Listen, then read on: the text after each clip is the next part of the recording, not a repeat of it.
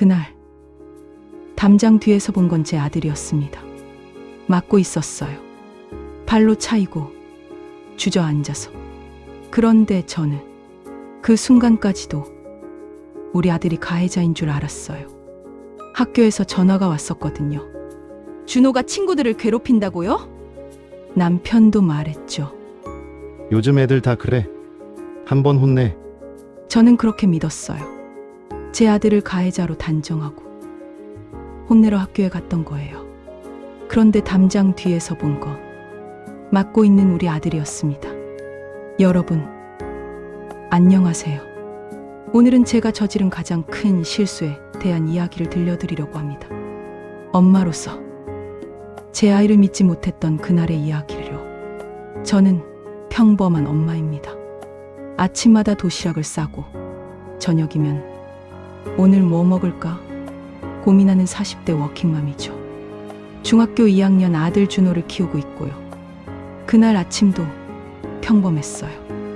오늘 시험 있다며 아침은 든든히 먹어야지. 준호는 고개만 끄덕이고 밥을 먹었어요. 그때 저는 몰랐습니다. 그 아이가 학교 가기가 얼마나 두려웠는지, 그 침묵 뒤에 얼마나 많은 상처가 숨어 있었는지, 그리고 제가 그 아이를 가해자로 오해하고 있었다는 것. 일주일 전 회사에서 일하고 있었어요. 오후 3시쯤 휴대폰이 울렸죠. 학교에서 온 전화였습니다. 준호 어머님이시죠? 준호 담임입니다. 요즘 준호가 친구들 사이에서 좀 문제를 일으키는 것 같습니다. 문제를 일으킨다고요? 우리 준호가요? 순간 머릿속이 하얘졌어요. 선생님, 구체적으로 어떤 문제인가요? 그게 전화로 말씀드리기가 좀 그러네요. 한번 오셔서 얘기 나눠보시죠. 그날 저녁 남편에게 말했어요. 여보, 오늘 학교에서 전화 왔어. 준호가 친구들 괴롭힌대. 남편은 한숨을 쉬더니 말했죠. 요즘 애들 다 그래. 크면서 그럴 수 있지.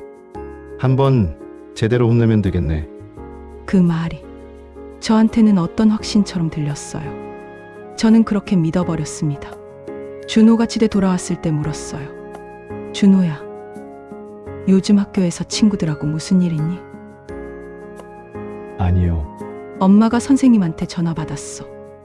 내가 친구들 괴롭힌다고 하던데. 준호는 고개를 숙였어요. 대답이 없었죠. 그 침묵을 저는 인정으로 받아들였습니다. 준호야, 그러면 안 되지. 왜 대답을 안 해? 죄송해요. 그 작은 목소리. 지금 생각하면 그건 사과가 아니었어요.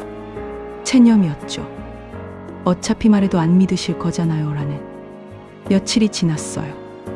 학교에서 다시 연락이 왔고 저는 회사 조퇴를 내고 학교로 향했습니다. 교무실로 가려면 운동장 옆을 지나가야 했어요. 가을 오후 햇살이 참 따뜻했고 낙엽이 바람에 흩날리고 있었죠. 그런데 그때 이상한 소리가 들렸어요. 쿵. 그리고 웃음소리. 하지만 즐거운 웃음이 아니었어요. 비웃는 것 같은, 조롱하는 것 같은. 저는 그 소리가 나는 쪽으로 발을 옮겼어요. 운동장 뒤편, 담장이 있는 곳. 구멍 사이로 봤습니다.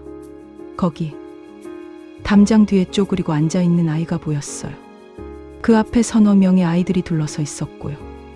한 아이가 발로 찼어요. 야, 너 까불지 말고 얼른 돈이나 내놔. 쪼그리고 앉은 아이는 아무 말도 하지 않았어요. 그냥 고개를 숙이고 있었죠. 야, 말 안 해. 덩어리야? 또 한 번 발기질. 그때 그 아이가 고개를 들었어요. 준호였어요. 제 아들이었습니다. 심장이 멎는 것 같았어요. 숨이 막혔죠. 거기 뭐 하는 거야? 제가 소리쳤습니다. 아이들이 놀라서 도망쳤죠. 담장 뒤로 뛰어갔어요. 준호가 거기 있었어요. 바닥에 쪼그리고 앉아서 배낭을 껴안고. 준호야, 제 목소리가 떨렸어요. 준호는 저를 봤어요. 그 눈빛, 잊을 수가 없어요. 텅 빈 눈이었습니다. 마치 이제 다 끝났구나 하는 체념 같은 거였어요. 일어나 봐. 준호를 일으켰어요. 교복에 흙이 묻어 있었고 입술이 터져 있었어요. 이게 무슨 일이야? 준호야, 이게 얼마나 된 거야? 그 순간 제 머릿속에 모든 게 스쳐 지나갔어요. 최근 몇 달 동안 준호가 보였던 모든 행동들. 아침마다 학교 가기 싫다고 하던 거, 자꾸 배가 아프다고 하던 거, 밤마다 악몽을 꾸던 거. 저는 그걸 사춘기라고 생각했어요. 하지만 그게 아니었어요. 우리 아들이 매일매일 이렇게 당하고 있었던 거였어요. 그날 준호를 데리고 집으로 왔어요. 차 안은 조용했어요. 집에 도착해서 물었어요. 준호야, 엄마한테 왜 말 안 했어? 준호는 대답하지 않았어요. 저녁을 차렸어요. 준호가 좋아하는 김치찌개를 끓였죠. 하지만 준호는 숟가락을 들지 않았어요. 준호야, 먹어야지. 배 안 고파요. 그때 준호가 말했어요. 엄마, 저 가해자 아니에요. 선생님이 그렇게 말씀하셨죠? 제가 친구들 괴롭힌다고. 아니에요. 목이 메었어요. 준호의 눈에 눈물이 고였죠. 저는 전학 온 친구를 도와줬을 뿐이에요. 그 친구가 혼자 밥 먹고 있길래 같이 먹자고 했어요. 그랬더니 애들이 준호는 더 이상 말하지 못했어요. 그 뒤로 계속 그랬어요. 매일. 저는 준호를 안았어요. 꽉 안았죠. 미안해, 준호야. 엄마가 미안해. 그날 밤 준호가 잠든 후 제가 중얼거렸어요. 왜 그걸 몰랐을까? 왜 아이가 말하기 전에 내가 먼저 판단했을까? 그리고 준호가 작게 말했던 그 한마디가 떠올랐어요. 엄마가 슬퍼할까봐. 다음 날 아침 저 혼자 학교에 갔어요. 교무실에서 담임 선생님을 만났습니다. 선생님, 정확히 무슨 일이 있었는지 말씀해 주세요. 그게 사실 정확하게는 모르겠습니다. 다른 학부모님들이 준호가 자기의 아이들한테 시비를 건다고 해서요. 선생님, 제가 어제 봤어요. 담장 뒤에서 우리 준호가 맡고 있는 걸. 선생님의 표정이 굳었어요. 그리고 선생님, 우리 준호 요즘 학교에서 어땠나요? 선생님은 한참을 고민하더니 말했어요. 사실은 준호는 모범생이었습니다. 그런데 2학기 들어서부터 자꾸 학부모들한테 전화가 오는 거예요. 그게 언제부터였어요? 한 2달쯤 됐을까요? 그때 서울에서 민준이라고 전학 온 아이가 있었죠. 모든 퍼즐이 맞춰졌어요. 준호는 민준이를 도와줬던 거예요. 그게 몇몇 아이들 눈에 거슬렸던 거죠. 선생님, 지금이라도 제대로 조사해 주세요. 학교에서 조사가 시작됐어요. 일주일 후 진실이 드러났습니다. 준호는 피해자였어요. 학교에서 가해 학생들의 부모를 불렀어요. 한 어머니가 먼저 말했어요. 죄송합니다만 이게 정말 학교 폭력인가요? 그냥 애들끼리 장난친 거 아닌가요? 장난이요? 제 목소리가 떨렸어요. 그 장난 때문에 제 아들은 2달 동안 매일 울었어요. 악몽을 꿨고 밥을 못 먹었어요. 그게 장난이에요? 선생님, CCTV 보여주세요. 화면에는 준호가 쪼그리고 앉아있고 4명의 아이들이 그를 둘러싸고 발로 차고 있었어요. 영상이 끝났을 때 한 어머니가 울먹였어요. 죄송해요. 정말 몰랐어요. 몰랐다고요? 요즘 당신 아이 행동 이상하지 않았나요? 어머니는 고개를 숙였어요. 저도 그랬어요. 저도 우리 아이가 이상하다는 걸 느꼈어요. 근데 그냥 넘겼어요. 바쁘다고, 사춘기라고. 부모가 관심만 가졌어도 막을 수 있었던 일이에요. 그날 이후 저는 달라졌어요.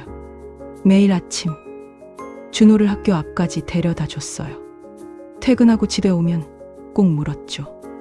준호야, 오늘은 어땠어? 처음엔 짧게 대답했어요. 그냥 괜찮았어요. 하지만 저는 계속 물었어요. 매일매일 사소한 질문들이었어요. 하지만 그 질문들이 쌓이면서 준호가 조금씩 마음을 열기 시작했어요. 오늘 체육 시간에 축구했어요. 우리 팀이 이겼어요. 민준이랑 점심 같이 먹었어요.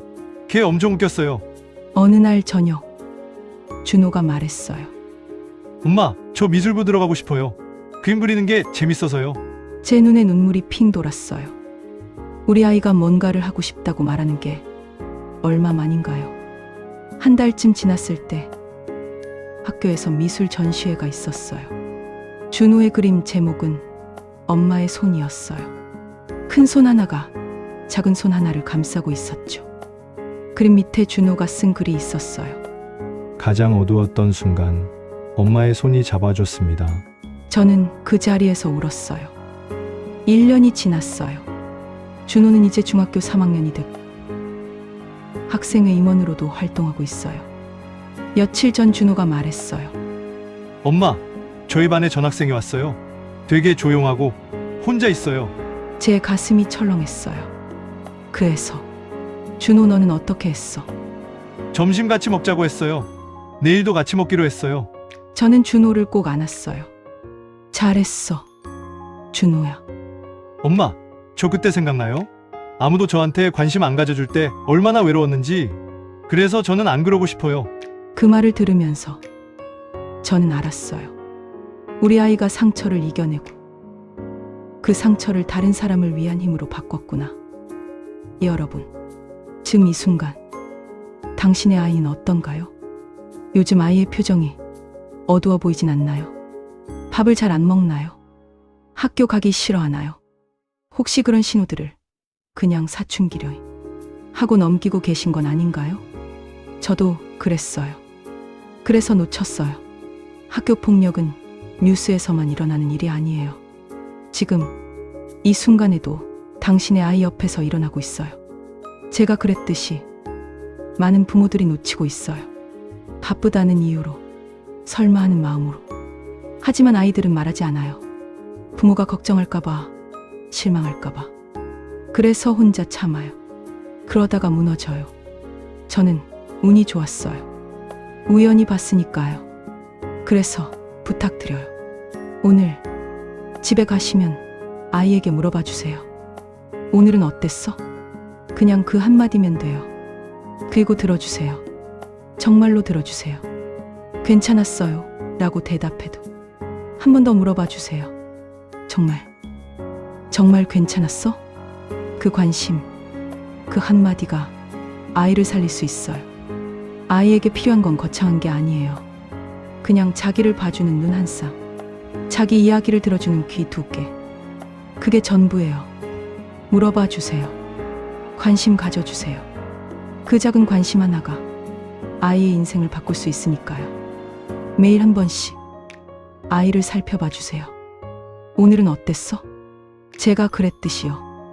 이제는 습관이 됐거든요. 아니, 습관을 넘어서 제 일상이 됐어요. 그리고 그게 우리를 지키는 힘이 됐어요. 당신도 오늘 시작해 보시겠어요? 이 한마디가 세상을 바꿀 수 있습니다. 긴 시간 들어주셔서 감사합니다. 학교 폭력은 우리가 생각하는 것보다 가까이에 있습니다. 오늘 당신의 아이에게 관심을 가져주세요.